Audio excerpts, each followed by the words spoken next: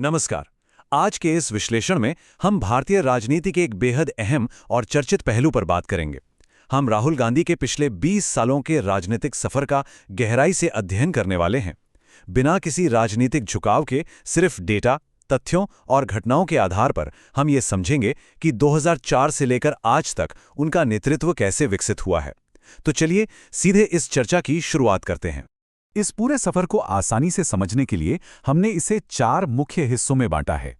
सबसे पहले उनके राजनीति में शुरुआती कदम, फिर नेतृत्व और चुनावों की चुनौतियां, उसके बाद भारत जोड़ो यात्रा का व्यापक प्रभाव और आखिर में लोकसभा में विपक्ष के नेता के तौर पर उनकी वर्तमान भूमिका को हम देखेंगे। तो शुरुआत करते हैं पहले हिस्से से, यानी राजनीति में उनके शुरुआती कदम।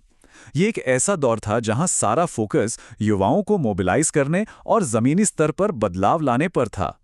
अगर हम इस टाइमलाइन को देखें तो 2004 में उन्होंने अपने पिता की पुरानी सीट अमेठी से चुनाव लड़कर संसदीय राजनीति में कदम रखा। फिर 2007 में उन्हें भारतीय युवा कांग्रेस और NSUI का महासचिव बनाया गया।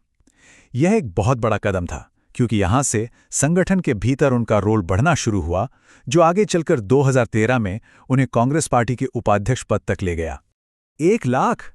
जरा सोचिए, 2004 के अपने पहले ही चुनाव में उन्होंने अमेठी लोकसभा सीट 1 लाख से ज्यादा वोटों के अंतर से जीती थी।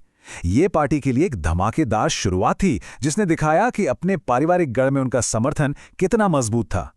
लेकिन चुनावी जीत से भी दिलचस्प है संगठन पर उनका प्रभाव।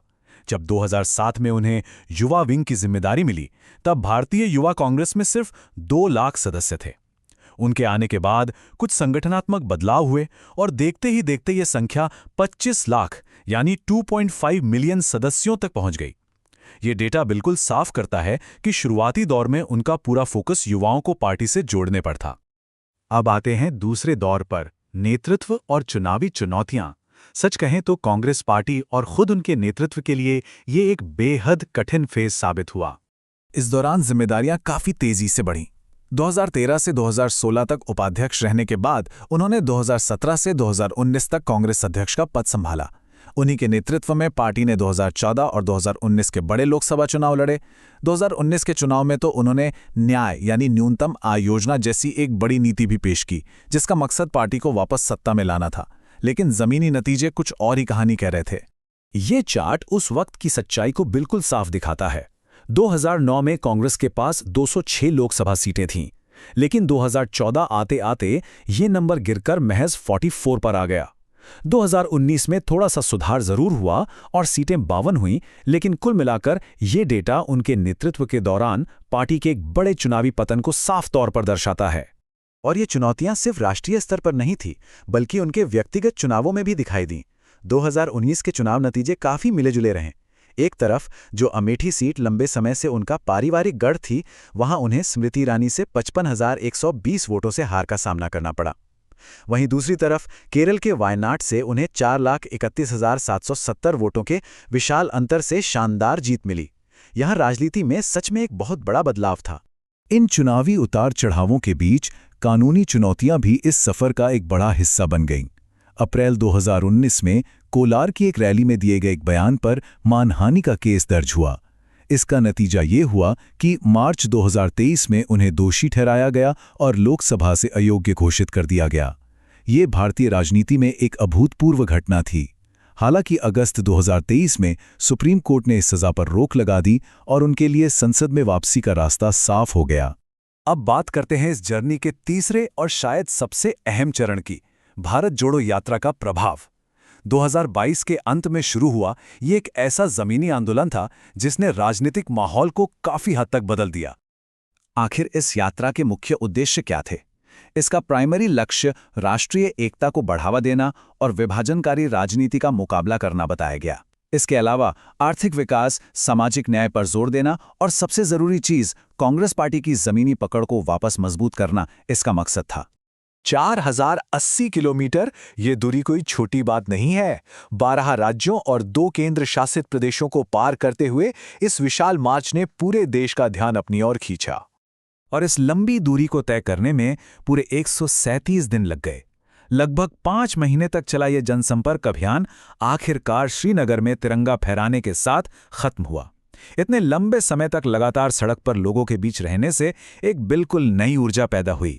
तो क्या इस मेहनत का राजनीतिक फायदा मिला? डेटा तो यही कहता है। यात्रा के बाद या उस दौरान जिन राज्यों में चुनाव हुए, उनके नतीजे काफी दिलचस्प थे। 2022 में हिमाचल प्रदेश में कांग्रेस ने बहुमत हासिल किया। फिर 2023 में कर्नाटक और तेलंगाना दोनों ही जगह भारी बहुमत से शानदार जीत मिली। जिन इलाकों से ये यात्रा गुजरी, वहां पार्टी का वोट शेयर और सीटें साफ तौर पर बढ़ती हुई दिखाई दी। इसी गति को बनाए रखने के लिए 2024 के आम चुनाव से ठीक पहले भारत जोड़ो न्याय यात्रा शुरू की गई। ये पूर्व से पश्चिम तक का एक हाइब्रिड मार्च था जो जनवरी से मार्च 2024 तक चला। इसका सीधा उद्देश्य पहली यात्रा से मिले जनसमर्थन को चुनावी वोटों में बदलना था। अब हम आते हैं उनके राजनीतिक सफर के आखिरी और वर्तमान चरण पर, नेता प्रतिपक्ष की भूमिका। 28वीं लोकसभा में राजनीतिक स्थिति पिछले पूरे एक दशक के मुकाबले बिल्कुल अलग है। 2024 के चुनावों में कांग्रेस ने 99 सीटें हासिल की। ये सिर्फ एक आंकड़ा नहीं है, क्योंकि इसी के दम पर पूरे 10 साल के लंबे गैप के बाद कांग्रेस ने पहली बार आधिकारिक मुख्य विपक्षी दल का दर्जा सफलतापूर्वक वापस पा लिया है। इस एक चीज ने संसद के अंदर शक्ति संतुलन को पूरी तरह बदल कर रख दिया है। 2024 में व्यक्तिगत चुनाव नतीजे भी बेहद शानदार रहे। उन्होंने रायबरेली और वायनाड दोनों जगहों से जीत हासिल की। रायबरेली में उन्हें 3,90,030 वोटों से जीत मिली, जबकि वायनाड में 3,64,422 वोटों से। बाद में पार्टी के फैसले के अनुसार उन्होंने अपनी मां की पुरानी सीट यानी रायबरेली को बरकरार रखने का विकल्प चुना। जून 2024 में उन्हें आधिकारिक तौर पर 12वें नेता प्रतिपक्ष के रूप में नामित किया गया और इस नए रोल में उनका रवैया काफी आक्रामक रहा है। उन्होंने देशव्यापी जाति जनगणना के लिए सरकार पर भारी दबाव बनाया, यहां तक कि अगस्त 2025 में हुए घटनाक्रमों के दौरान चुनाव आयोग को चुनौती देते हुए वोटर लिस्ट को लेकर वोट चोरी के गंभीर आरोप भी लगाए। लगातार आवाज उठाने का एक बड़ा परिणाम तब सामने आया जब केंद्र सरकार ने जाति जनगणना को अपनाने की घोषणा की। इस पर उनका सीधा रिएक्शन था, ये गहरे सामाजिक सुधार की दिशा में पहला कदम है। यह बयान दिखाता है कि विपक्ष के नेता के रूप में अब वे केवल विरोध नहीं कर रहे, बल्कि महत्वपूर्ण नीतियों को सीधे तौर पर प्रभावित भी कर रहे हैं।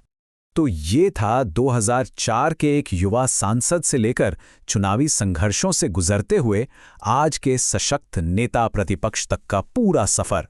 लेकिन जाते जाते एक बड़ा सवाल हमारे सामने खड़ा हो जाता है। पूरे 10 साल के खालीपन के बाद अब जब विपक्ष के नेता का पद सक्रिय रूप से भर गया है, तो हमारी राजनीति और लोकतंत्र के भविष्य की दिशा क्या होने वाली है? इस सोचने वाले सवाल के साथ हमारा आज का ये विश्लेषण यहीं समाप्त होता है।